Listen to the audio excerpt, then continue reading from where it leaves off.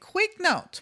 If you want to understand what really makes people succeed in German and how you can build a language to actually use it, join my free live workshop at bettergerman.info/workshop.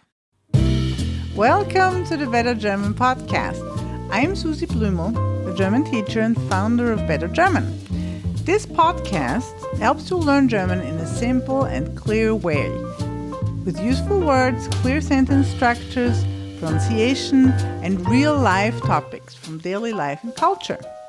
You'll also get tips for learning German and understanding how the language actually works. And when you're ready, we have a free community and courses to support you even more.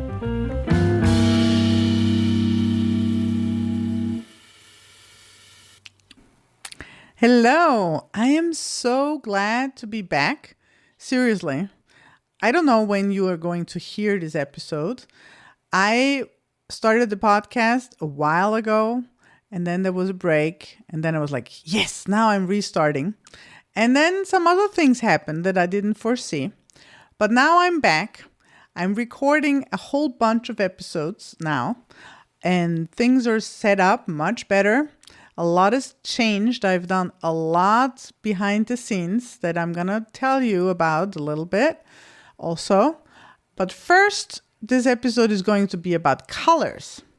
So this is a kind of basic episode. We've done a lot of other things. So this is one of the actual teaching episodes again. So let me talk to you a little bit. By the way, it's summer, but it's actually cooler now in Vienna. So I don't have my AC running, and I'm like, okay, I'm going to use this opportunity to record a couple of things because the recording is not as nice when I have the AC running, to be honest. So I'm taking this as an opportunity. So I have to sincerely apologize. If you are a regular listener, I want to sincerely apologize that I've made you wait for such a long time for new episodes. And I really, really don't want to do that anymore because I keep thinking of my podcast and I really, really enjoy doing it. So I will continue to do that. However, so you have a little bit more of an understanding what's been going on.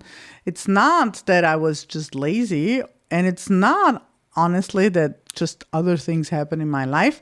I've been working a lot on where is the journey going to be of Better German?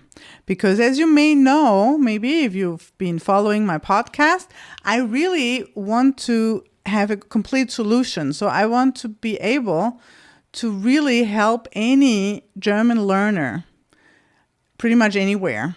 So in the long run, there is a lot more to do, what I have to do here. But the next step that I've been working on, first of all, I have an assistant and she's helping a lot in finishing episodes and promotion and so on. And that is freeing me up a little bit.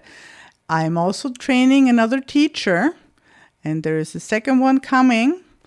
And this is big drum roll because we will have courses starting in September. So I've had group German learning for a while, but this was a little different. And now we will have a level 1 course, for example, a beginner's course.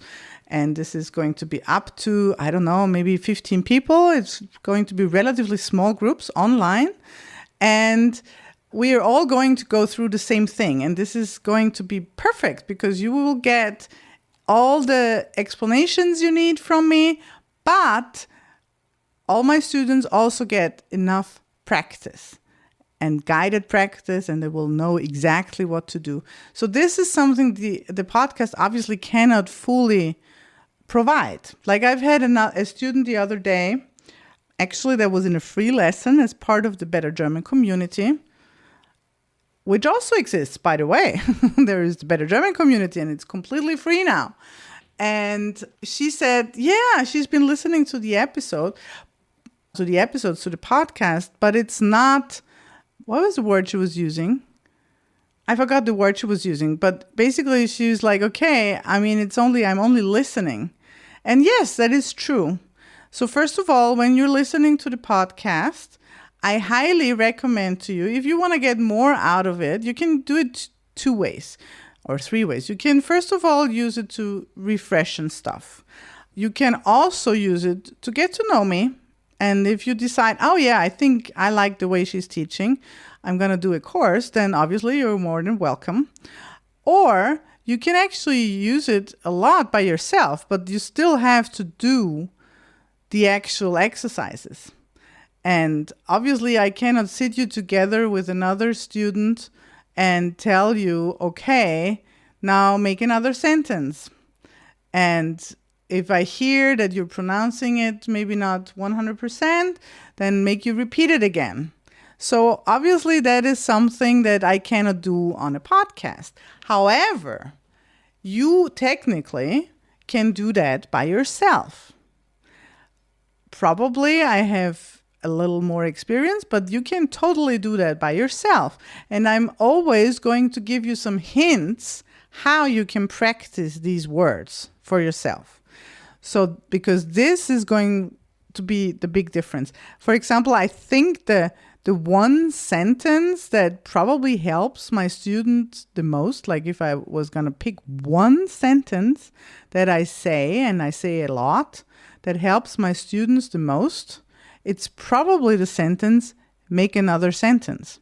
Because when we are learning new words, and learning new words is like a big part of learning a language, and it should never be any different. No matter the level, you should always make it a point that you have to learn new words.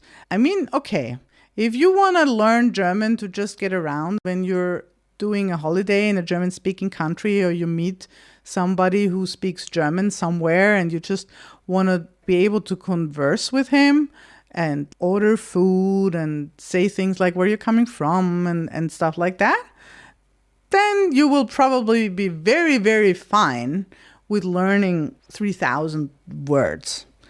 And honestly, you need some grammar, of course, because otherwise there's a lot of things that you will be missing and other people will, like, missing in the sense of not understanding, and other people will not understand you maybe, but it's also not, it's limited. But if you want to actually learn the language and really be able to have some meaningful conversations, or live in a German-speaking country, or read books and really get them, like we have a lot of great literature in German, then you need to always focus on learning more words, not just grammar. I just wanted to point it out. So, and when you're learning new words, however you're learning them, I mean, when you're learning them with me, we clear what it means, we go through the lists, we do a lot of repetition until you have the pronunciation, and then starts the real work. Like now, you understand it. Maybe you might remember it when you hear it, but in order, at least for a while, but in order to really understand the word and really be able to use the word, it's like people also sometimes use the thing like retaining the word.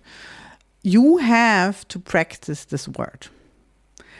Now, and the way how we do this is by making sentences mostly. Sometimes we have like sentence patterns and we practice it with that, particularly when you're a beginner. But when you're a little bit more advanced, I will have a word list, and then it's super simple. It's just like, okay, we have these 20 words or whatever, and now we're gonna use them in sentences. You can even do that in your own language when you learn a new word in your own language. But and you have to make sentences until you can easily use that word. And that is harder sometimes than you think. It is even harder, of course, if you're doing a foreign language, in a foreign language. But even if it's in your own language, this could be hard. And then people are telling me, my students are telling me, that's a sentence I hear a lot. I don't have so much imagination. Well, good news is it has nothing to do with your imagination. It's a natural thing. If you have a new word and you don't know that word yet and that meaning is not familiar to you, it could be hard, even without the fact that it's a foreign language. So my student will make a sentence and then he's like, can we go to the next word? And I will say, no, please make another sentence. Mach noch einen Satz in German. And that probably is the most helpful thing I said, because I can tell you also another story from a lady that I was teaching her son. I was teaching her sons English, and also I was tutoring them on some other subjects. And her English was not good. Like in the beginning, she would not talk to me at all because she didn't speak English, actually. And then she told me, okay, I have relatives that I meet for the first time and they will come here and they speak English. Can you give, actually, her son was translating that to me. And he's like, can you give me some lessons so I can talk to them? And I'm like, I'm not a miracle worker. I cannot make her speak English in 2 lessons. But anyway, I mean, I'm not going to send somebody away because of that, particularly because she was a student or a custom anyway. So what we did for a couple of hours, we just did some basically the beginning of my level 1 course in English. It's similar to the one in German. And all we were doing at the end was making some very basic sentences with basic words, like family, that seemed appropriate in this case. And it didn't matter that her sentences weren't perfect, but they were English sentences. She had learned some, but she just didn't dare speaking, and that happens a lot. And that alone can make it go away. But I'm telling you, I know what the word now was that my student was using, that the podcast is not interactive. And I'm telling you, to some degree, the interactiveness is not only helpful because how you learn these words, whatever words they are, is you make up the sentence, not necessarily me prompting you to it or something like that. I mean, very often when we practice sentence patterns, but that's about sentence patterns. That's about the correctness of sentences. We do question and answers. But when you learn new words, it's like you think of what to do with the word. And that is how you learn. And that is super effective. And it is a little hard. It's not really hard. It means like you're sitting there and you're thinking, and maybe you have to think for half a minute until you can come up with a sentence. Also, don't make it too complicated necessarily. Can be easy sentences. Okay, so that was a little bit of a long discourse. Let's actually start getting into the subject of the episode. And we're doing colors. How we're going to do that, I think it's the easiest way. You can, by the way, let me know in the comments or send me a message if you find this new way how I'm going to do the word list a little better. So what I'm going to do is I'm going to say the English word. You can repeat the English word because it still helps you. It could help you to remember the German word better if you have the English word ahead of it. And then I'm going to say the German word. And I want you to repeat every word I say. Maybe you have had the thought, maybe I'm not good at German. Then I want to assure you that's not the point. That's not the problem. I'm going to show you what is the problem. And how I show you is I have actually put together a workshop. It's a free live workshop on Zoom. And in there, I'm going over what could make you think that. We'll cover what could go wrong, but I'm also going to show you how can it be done right? So go to bettergerman.info/workshop and sign up for the workshop, and I'll see you there. Yes. So by the way, if you're interested, there is I'm not going to call it a worksheet. That's too much. It's just a PDF. It's just a PDF with the English words and the German words and the colors, actually. So you can see that. And you can get that. It's part of the It's in my free community. It's completely free, and you'll find it there. And you'll actually find even more color resources in there and other resources. It's like there's like you find everything about the podcast in there and a lot of other things. So I'm gonna link it also, but it's also very easy. You can go to bettergerman.info/community. So if you haven't signed up, just do that and then find the worksheet or the PDF right there. So I'm gonna say the English word and then the German word, and I'm gonna just say the German word twice. And I want you to repeat everything I say. Colors. Farben. Farben. Blue. Blau. Blau. Green. Grün. Grün. Now, sometimes German-speaking people will not actually say grün, but maybe more like grün. So the R doesn't necessarily get rolled like rrr, but we probably will just say it once like rrr, like grün. Red. Rot. Rot. Yellow. Gelb. Gelb.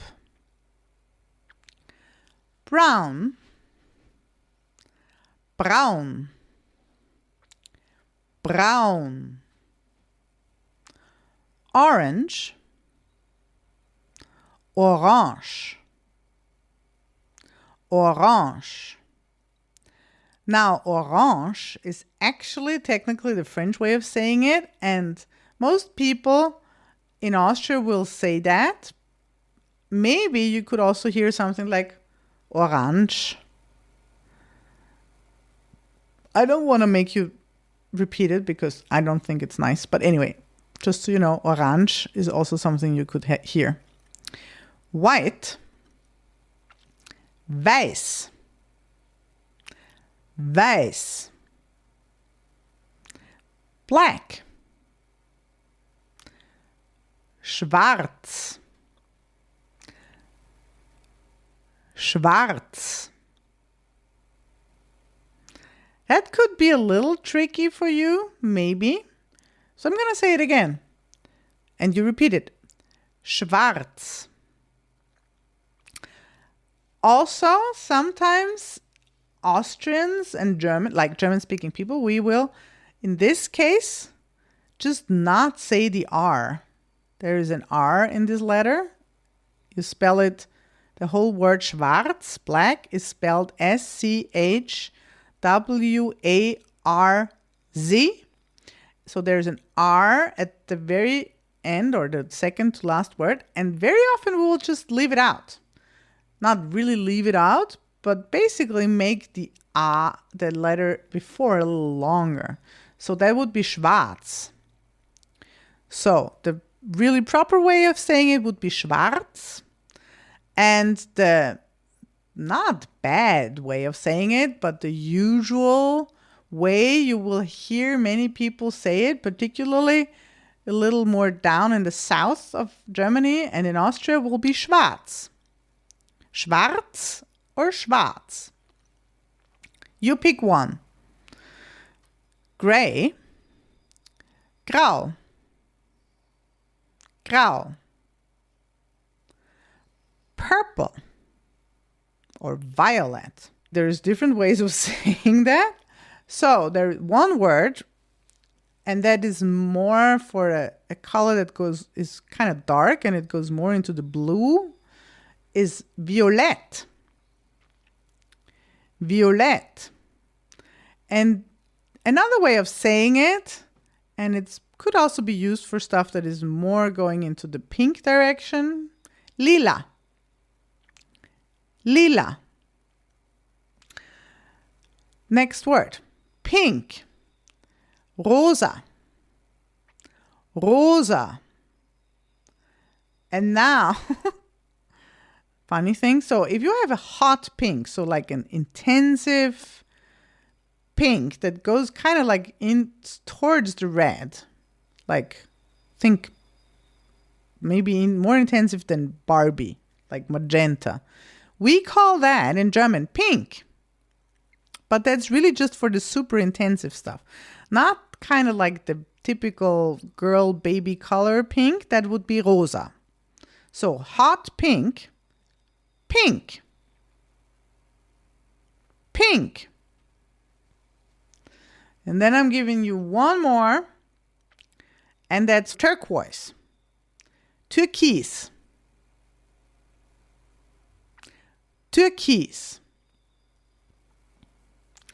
All right, so the PDF actually has more colors. So go to bettergerman.info/community, and there you find this and all other resources for the podcast in a separate section. You find it on the left. If you have the app, it's probably on the bottom under resources. And then there is even in the bottom under resources, in the first section of resources is the German podcast resources. So you can find that there. And actually, but it's not in the podcast resources. I'm actually going to add that to the podcast resource section. I have more worksheets about colors. I'm going to link those there too. So, because I once had an English student of mine, and he was an interior architect, interior designer. In German, we call it Innenarchitekt. And he wanted to know things more, like he wanted to know, okay, what's ivory and what's eggshell and stuff like that. So I actually made a list, and I'm going to link that there if that's something you're interested in. So the one thing that I did promise to you is I'm going to tell you how you can practice this. First of all, if you're a beginner and this is the first time you're actually hearing colors, I would suggest to you to go back to the section where we start the colors and listen and repeat again. If you don't have any direct feedback on how you're saying something, the way how you can handle that is you just do it more often, because you will get it right eventually. Even the funny letters like the U and the sounds that are probably not familiar to you, depending on your native language, you will get them right eventually, but you kind of can replace the fact that you don't have a feedback with, okay, I'm just going to say it more often. Just keep trying it. That's how kids learn it eventually. They just keep saying it, and then eventually they get it right. And they're not always corrected. You know, when you have a kid and it starts saying a word for the first time, you're usually very happy that you figure out what he wants to say, even if it's not correct. And eventually, by saying it again and again, they get it correct. And that's the same for you. However, that being said, of course, you do learn it faster if you have direct feedback. So if you want that, you could come either to one of the free lessons that we offer every now and then in the Better German community, or sign up for a course. But how you can practice these, other than the pronunciation, just keep saying it and that will be fine. And then you can do very easy things. You can just point to things and say the color. That's the easiest version. If you want to take it a little further, what you do is you can say, das ist. That means that is.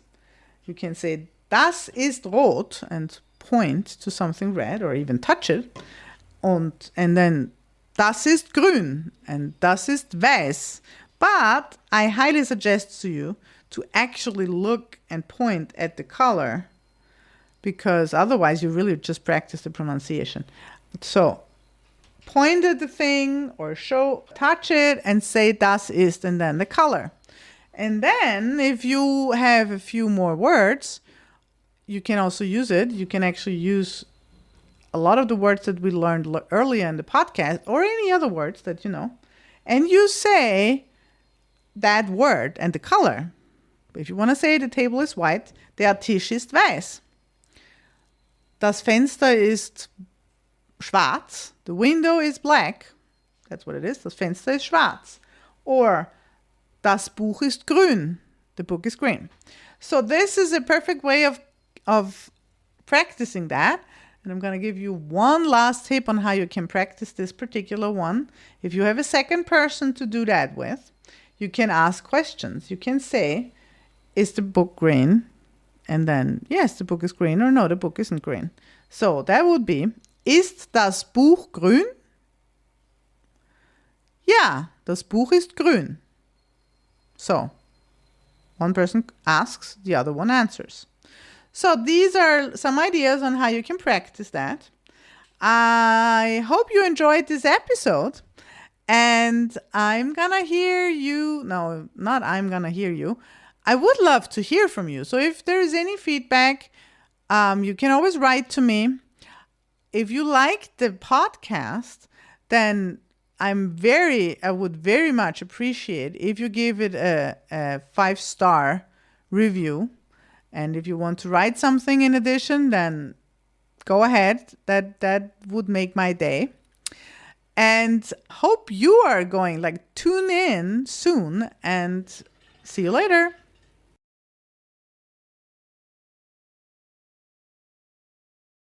Here is a story from one of my students. She came to Austria because of love, and she started learning German, and she tried learning German, and she learned German with different people. She had private teachers and private tutors that tried to help her, and she worked hard, and she didn't speak German. Then she came to me. I worked with her, and she was not a difficult student, frankly. Not at all. She was one of the easiest students I've ever had. We didn't do private lessons. She was in one of my small group programs. And after 2 months, she spoke German. That's her saying that, not me. Her name was Diana. And I'm not telling you this because I want to tell you how great of a teacher I am, but I'm telling this to you because what was wrong here was the method. It wasn't her, it wasn't the language. And most people, when they run into a problem, they think it's them or they think it's the language. And it's neither of them. Everyone can learn German, but you have to use the right method.